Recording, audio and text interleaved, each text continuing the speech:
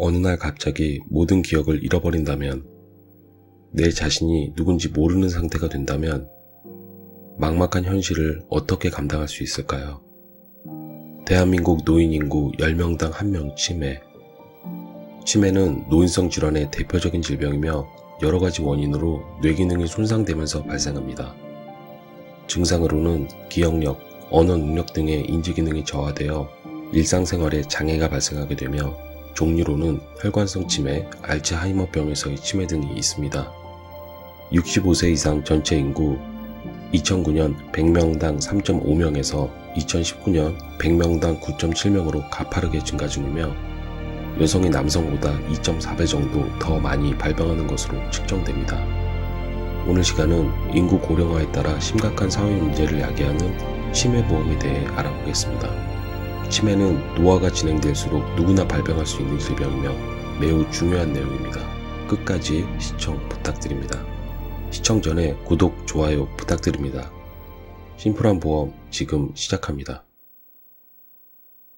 대표적인 노인성 질환인 치매는 60대 이후부터 증가하기 시작하여 약 89%가 70대 이상 노년층에서 발생하게 됩니다. 아직도 치료약이 없는 질환으로 대부분 호전되지 않고 갈수록 악화되게 되는데요. 뇌세포가 서서히 죽어가는 상태로 암이나 뇌심혈관 질환 등의 중대질환과 다르게 사망의 위험이 적기 때문에 오랜 기간 고생하시는 분들이 많습니다. 치매의 정도를 가늠하기 위해 CDR 척도라는 기준이 마련되어 있습니다. CDR 척도란 치매 관련 전문의가 실시하는 전반적인 인지기능 및 사회기능 정도를 측정하는 검사로서 전체 점수 구성은 0점에서 5점으로 점수가 높을수록 중증을 의미합니다. 보험사에서의 진단 척도는 CDR 1점에서 3점으로 경도, 중등도, 중증으로 나뉘게 되는데요. 경도는 경미한 건망증이 있으며 약간의 장애가 있는 상태로 혼자서도 개인 관리가 충분히 가능한 상태입니다. 중등도는 숙련된 기억만 유지할 뿐 시간에 대한 인지 능력을 점점 상실해가는 과정입니다. 가장 심한 치매인 중증의 경우 혼자서는 문제 해결이나 판단을 전혀 할 수 없는 상태인데요. 단편적인 기억을 상실하고 도움 없이는 이동하지 못하기 때문에 가정 밖에서의 활동도 거의 불가능합니다. 그래서 단일 진단금으로는 케어가 어렵게 되고 옆에서 항상 돌봐줄 누군가가 꼭 있어야 합니다. 이 상태까지 오면 가족 구성원의 생활 자체가 매우 힘들게 되고 그래서 부득이하게 요양원을 선택하는 경우가 많습니다. 요양원도 매달 나가는 비용만 수백만 원에 달할 정도의 큰 부담이 되는데요. 만약 이때 매달 생활비를 100만 원씩 받을 수 있다면 얼마나 큰 도움이 될까요? 현재 생명사의 치매보험 대부분은 중증 치매 시 생활비 100만 원을 종신까지 지급하고 있습니다. 가격을 살펴보겠습니다.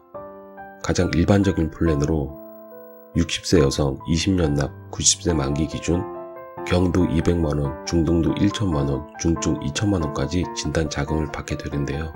추가적으로 종신까지 매월 생활자금 100만원을 지급하며 보험료는 50세부터 60세까지 6만원에서 8만원 사이로 책정되어집니다.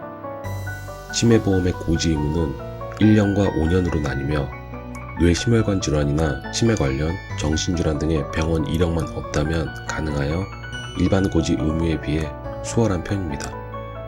치매보험은 지급받기 어렵다, 의미가 없다라는 말이 있습니다.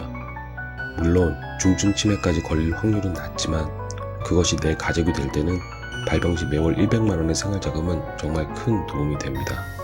불과 몇 년 전까지는 치매 진단 시 CT나 MRI 등의 검사상 진단이 되어야 지급이 됐는데요. 현재 금감원의 권고로 약관상, 뇌영상 검사 등의 치매 소견이 아니어도 의사의 객관적이고 종합적인 평가로 지급이 가능할 수 있게 되었습니다. 치매는 중대질환입니다. 하지만 이로 인해 사망하는 질병은 아닙니다.